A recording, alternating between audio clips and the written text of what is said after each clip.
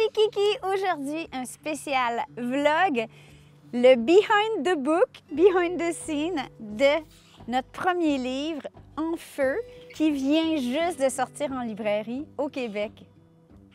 Pourquoi un livre de camping?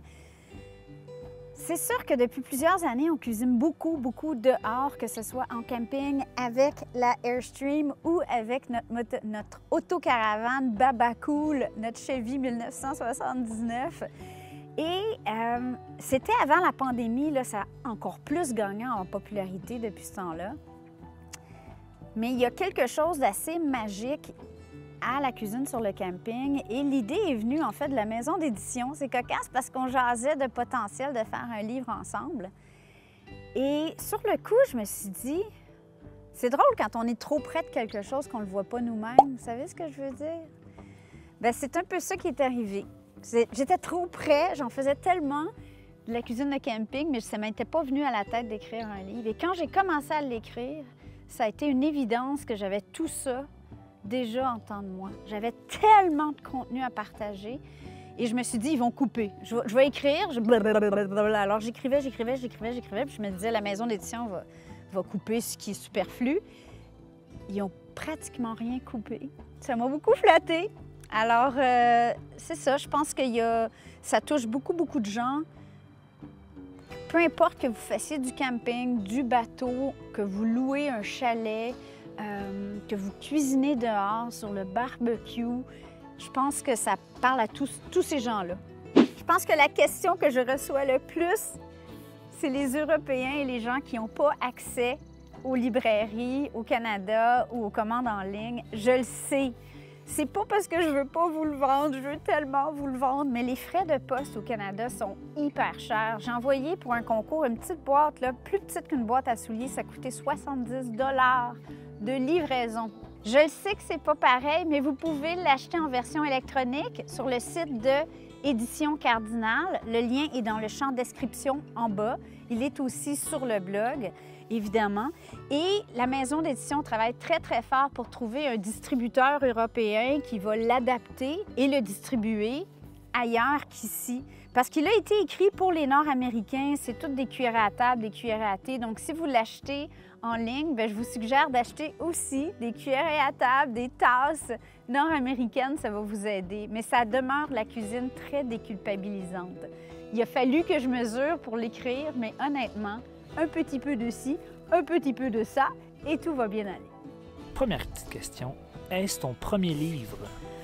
En feu, c'est mon premier livre. C'est notre premier livre, je devrais dire, parce que c'est vraiment un projet commun avec Lionel, mais c'est moi qui l'ai écrit. Et c'était sur mon bucket list, donc la liste de choses que je voulais réaliser dans ma vie. J'avais écrire un livre.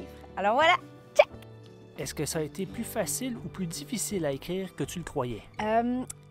J'ai trouvé ça plus difficile à un niveau, c'est que moi, je suis quelqu'un qui travaille vraiment bien sous pression.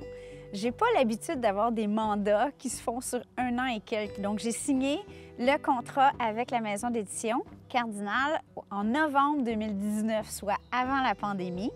Et à partir de là, on dirait que j'avais l'impression que j'avais tout le temps du monde pour sortir ce livre pour 2021 parce qu'il était trop tard en novembre 2019 pour le sortir pour l'été 2020. Donc cette partie-là, j'ai trouvé ça dur, mais par contre, ça a été plus facile à écrire que je m'imaginais. Honnêtement, j'ai beaucoup aimé l'expérience d'écrire la partie théorique du livre parce que c'est vraiment un guide, un manuel de cuisine sur le camping. C'est pas qu'un livre de recettes.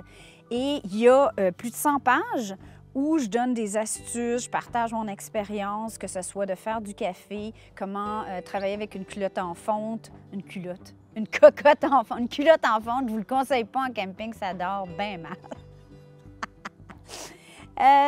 Comment partir un feu, comment éteindre un feu. Et cette partie-là, il fallait que je me mette au calme. Mais une fois que j'étais dans un endroit calme de la maison, sans distraction, donc je disais à chérie, là, je m'en vais écrire, ou souvent je le faisais au lit le soir, bizarrement. Ça partait et ça allait super bien. Combien de temps pour développer toutes ces recettes? J'aimerais dire que c'est une inspiration d'une vie quasiment, parce qu'il y a beaucoup de recettes ici qu'on trouve dans le livre que je faisais déjà à la maison. Donc, que vous ne soyez pas des gros campeurs, je pense que vous trouveriez quand même des recettes qui s'adaptent à votre vie, parce qu'il y a beaucoup de recettes que je peux faire sur le rond, ça se fait sur le poêle à gaz, sur le barbecue, ça ne prend pas nécessairement un feu de camp. Et il y a des recettes de famille, les petites truites à l'oignon frit et au bacon. C'est une recette qu'on faisait quand j'étais tout petite. Je me levais le matin, on avait un camp de pêche au Saguenay, dans les Monts-Valin. Et donc, c'est un petit chalet, pas d'électricité. On allait là avec mes frères et mes parents. Et j'ai des photos de moi, je devais avoir 6 ans, et je pêche en jaquette au bout du quai, je pêche la truite, et on mangeait les petites truites fraîchement pêchées au déjeuner. C'est sublime. Et cette recette-là, je la fais depuis, si c'est mon papa ou ma maman qui le faisait, je sais pas d'où vient l'inspiration. Il y en a d'autres que c'était dans ma tête, j'avais l'idée, je l'avais même mis dans mon plan de recette, mais je l'avais pas testé encore. Puis c'était drôle parce que l'éditrice était toute non, ta recette pour tel truc, ça manque. Puis j'étais comme, ben non, je l'ai pas testé encore. Puis elle était comme, quoi? Non, c'est une idée que j'ai eue dans ma tête. Je suis sûre que ça va fonctionner, mais il faut que je la teste. As-tu une anecdote sur la photo de couverture? La photo de couverture. Honnêtement, il y a plusieurs anecdotes. Premièrement, il faut savoir que la maison d'édition m'ont contacté au milieu de l'été, puis ils m'ont dit, Manon, pour la photo de couverture, il faudrait choisir une date. As-tu des plans de camping, blablabla? Puis là, j'ai dit, bien, tout ce mois-là, je suis disponible, mais au mois d'août, on est en camping dans les cantons de l'Est, au camping Nature plein air. Et là, ils me sont venus, ils ont dit, parfait, on va te rejoindre durant tes vacances. Du coup, premièrement, j'avais aucune idée de quoi avait l'air le camping Nature plein air. On avait booké ça en ligne basé sur des photos qu'on voyait en ligne. Donc, je ne savais pas si ça allait être beau pour la couverture. Et ça m'obligeait à amener en vacances des vêtements, des couvertures, toutes sortes d'affaires pour faire des recettes pour le livre. Il faut aussi savoir que cette petite photo, c'est le résultat d'une journée de photos. Il devait en avoir 10 000. Et c'est Jimmy Hamelin, photographe professionnel, qui est tout d'abord un grand ami à moi. Mon Dieu, merci Jimmy d'avoir pris le mandat sur ce livre. Il faut comprendre que Jimmy, c'est pas un photographe culinaire nécessairement, il fait de tout.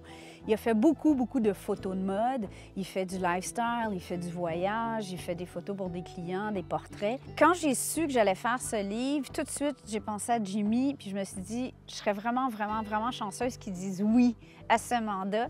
Et je pense que sans les photos, ce livre serait tellement pas ce qu'il est.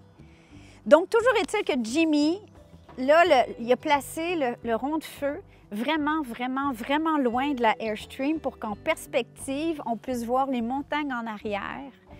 Et on a même des photos de nuit qui sont magnifiques. Mais rendu là, ça faisait tellement longtemps que j'étais devant le feu de camp que j'avais les yeux tout rouges. On dirait que j'avais pris de la drogue. Puis là, Jimmy disait « Souris, Manon, souris! Elle a l'air zen! » Puis là, j'étais comme... Puis les tomates brûlaient, puis... Mais bon, c'était une super belle expérience. On a été ultra chanceux. Les dieux étaient avec nous, il faisait beau, il faisait soleil, c'était l'été. On a eu un coucher de soleil magnifique, vraiment, là. Merci. Comment ça se passait pour les photos? Chose que moi, j'avais jamais compris quand je regardais un livre de recettes, c'est la quantité de travail qu'il y a derrière.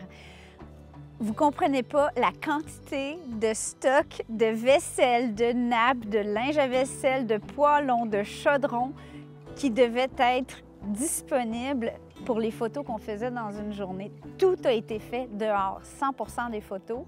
Et la directrice à la production, Janie, elle arrivait avec des boîtes et des boîtes et des boîtes. Catherine Guilbeault, qui est la directrice artistique, aussi. Jimmy arrivait avec son stock de caméras, les lumières, les spots, les scies. Moi, je partais le feu 2 heures avant que tout le monde débarque pour être sûr qu'il soit à point pour cuisiner dessus. Et toute la journée avant, je cuisinais, je préparais des petites boîtes, des plateaux avec tous mes ingrédients, tout ce que j'aurais besoin pour faire chacune des recettes. Parce que dans une journée, on faisait normalement entre 9 et 12 recettes, ce qui est énorme. C'est comme recevoir 20 personnes pour la caméra. J'assume que normalement, les photos de livres de recettes sont faites en studio. Nous, la grande majorité, c'est fait soit chez nous ou en camping avec la roulotte.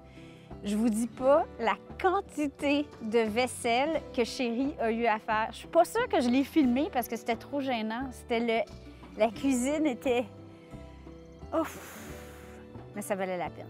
Avez-vous mangé les recettes en photo? Dès qu'on avait fini les photos, on s'assoyait et on goûtait. Rendu à la fin de la journée, tout le monde était un peu moins enthousiaste. On était tous rassasiés, ce qui fait que je faisais des petits plats pour Jimmy, Catherine, Janie, pour qu'ils repartent à la maison avec des restes pour pouvoir partager avec leur famille. Lesquelles sont tes favorites? C'est tellement difficile de vous dire c'est quoi ma recette favorite, mais je dois dire que pour le tournage, j'ai eu quelques épiphanies. Je sais pas comment dire ça. La raclette, la demi-meule de raclette, qui était... En fait, c'est un de nos abonnés suisses qui m'avait vu faire les tests. J'avais acheté juste une pointe et je l'avais mis sur une tôle à pizza avec un grand manche. J'avais vu ça sur des photos sur l'Internet. Je trouvais ça brillant. Donc, j'ai mis le quartier avec une fourchette sur la petite tôle près du feu. Et là, lui, il m'a écrit puis il m'a dit « C'est un désastre. » Il dit « T'as tout.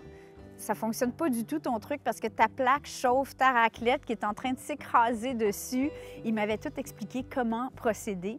Et donc, j'ai acheté une demi-meule au complet et c'était fabuleux. Honnêtement, cette raclette qui était française était vraiment délicieuse. On trempait des grelots, des petites patates qui avaient été cuites vapeur. C'était pas compliqué, mais l'idée et le résultat visuel a été fou. Ensuite, j'ai beaucoup été impressionnée moi-même par les légumes dans la braise. C'est drôle parce que c'est un concept que je connaissais, qui m'attirait. J'avais vu ça dans les livres de Francis Mallmann, La cuisine argentine sur le feu. Ça m'avait super intriguée, mais je ne l'avais pas testé avant les photos pour certains des légumes. Et honnêtement, c'était fou. Vous prenez un oignon entier, un bel oignon espagnol, une gousse d'ail entière dans sa chemise, une aubergine, n'importe quel légume avec une bonne peau, des courges, des petites citrouilles. Et j'ai mis ça dans les braises chaudes à la fin de la journée. Donc, les braises, ça faisait longtemps que le feu roulait. Et ça caramélise dans sa pleure. Le goût est tellement bon. Puis on utilise qu'est-ce que normalement on associe à la fin d'un feu. Hein? C'est comme mort pour nous et pourtant, ça ne l'est pas du tout. Tes inspirations cuisine pour ce livre, c'est quoi? La cuisine sur le feu gagne vraiment en popularité dans les dernières années, je dirais. J'ai vu des documentaires absolument magnifiques. Je pense à Netflix, Chef's Table Barbecue. Vous irez voir ça. Ça m'a fait pleurer à tel point c'était beau. Je dirais que le dieu mondial, celui qui a popularisé, démystifié la cuisine sur le feu, ça demeure Francis Mallmann, qui a écrit 2 livres de recettes, je vous les recommande chaudement. On parle de grill argentin, je me rappelle plus, ça a un nom spécial, espèce de plancha argentine. Et lui, on parlait souvent de lui quand on faisait les photos avec la directrice artistique Catherine et Jimmy. On est tous fans de ce genre de cuisine. C'est rassembleur, le feu. C'est de le voir, lui, cuisiner sur des grands bûchers dehors. C'est comme un spectacle. Puis c'est merveilleux de pouvoir faire ça entouré de gens. Je rêve un jour de faire un festin extérieur, de pouvoir vous recevoir, de faire des grands repas champêtres.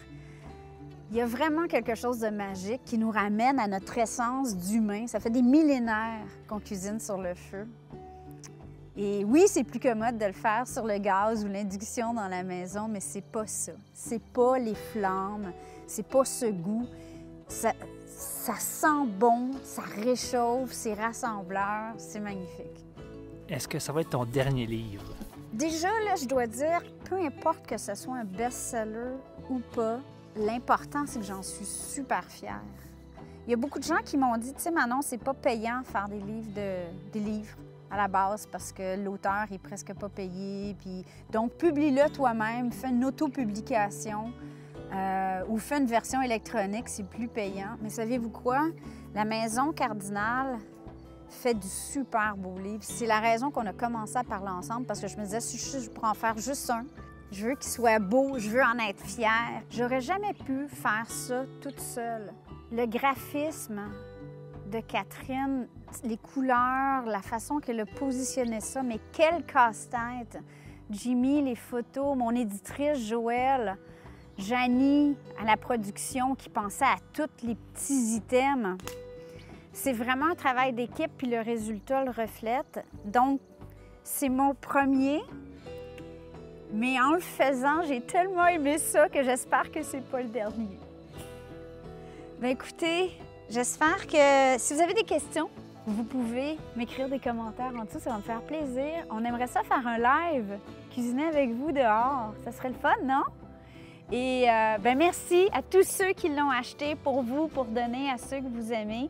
Envoyez-moi les photos de plats que vous faites de mon livre. Ça va vraiment me faire plaisir de le partager. N'oubliez pas de profiter de ces moments précieux autour du feu. Je vous aime. On vous aime.